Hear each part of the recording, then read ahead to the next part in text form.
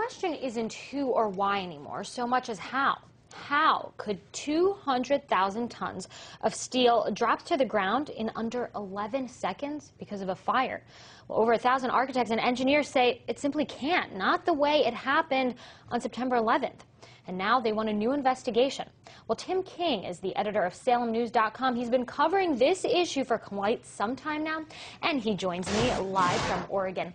You know, Tim, RT has been covering this topic extensively over the years, and I found it very interesting that the first line of the piece you wrote said, quote, "The mainstream press is showing interest in a taboo, however glaring subject, the inconsistencies in the Bush White House 9/11 account." First of all, what are the inconsistencies here, and why do you think that the mainstream media has started to pay attention now?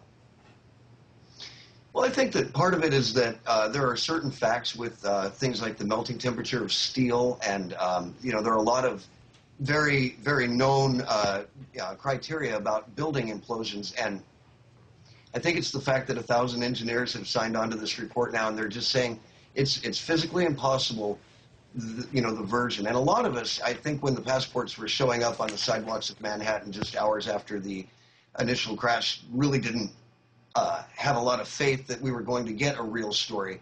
And I think that, after all this time with this many professionals, and these are high caliber professionals making these points, that we just have to pay attention, and now the mainstream media is too.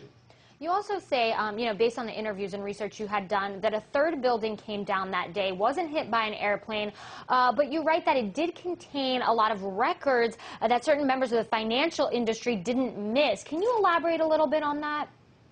Sure. Well, this was a building that was a World Bank building, and from our understanding from the research that's been done, there were just billions of dollars worth of gold down below. There were also a lot of records in that building that they conveniently disappeared. This is Security and Loan Administration scandal, a lot of things along those lines. They were records that these groups were not sorry to see vanish into thin air. And Building 7, just the notion that it came down at all when, as you said, it wasn't struck by an aircraft, I think, honestly, and I hate to say this, but I think half the Americans you could ask, how many buildings came down in New York that day? They would say 2. They would not say 3.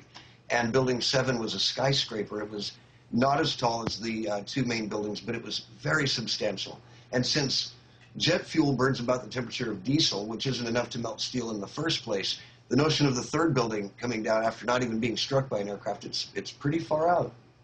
Well, I think it's safe to say that perhaps one of the reasons that this is not really written about or really talked about much in the mainstream media is that there is this sort of stigma around questioning the events of 9/11, that it's unpatriotic to do so. How would you respond to that? I would say that's exactly the case, and that's what all of the researchers and reporters who have taken the time to go into this subject have dealt with. It's an instant call on patriotism. It's an instant call on ethics. But in reality, it's a case where some of us that have the factual data, we just can't go on not bringing this forward. It's just too important of a subject. And yeah, I do believe that Americans have really had the wool pulled over their eyes firmly for all of this time. And, it's a very hard one when you are an American to face this and try to put your mind around it. It's so painful to consider what could have happened.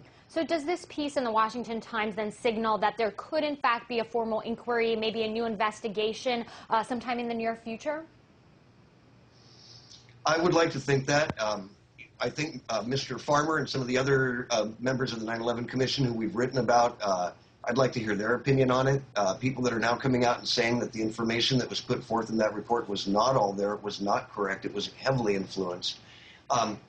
The thing about this is that there are so many parts to it, and 9/11, happened in 3 different locations, if you will, and each of the Pentagon, Shanksville, Pennsylvania, and New York, they all have their own major inconsistencies in the stories. So it's really, I think, much larger than any of us can ever really fully grasp, but it's coming forward slowly. Tim King, SalemNews.com, I do want to thank you for your analysis. Thank you.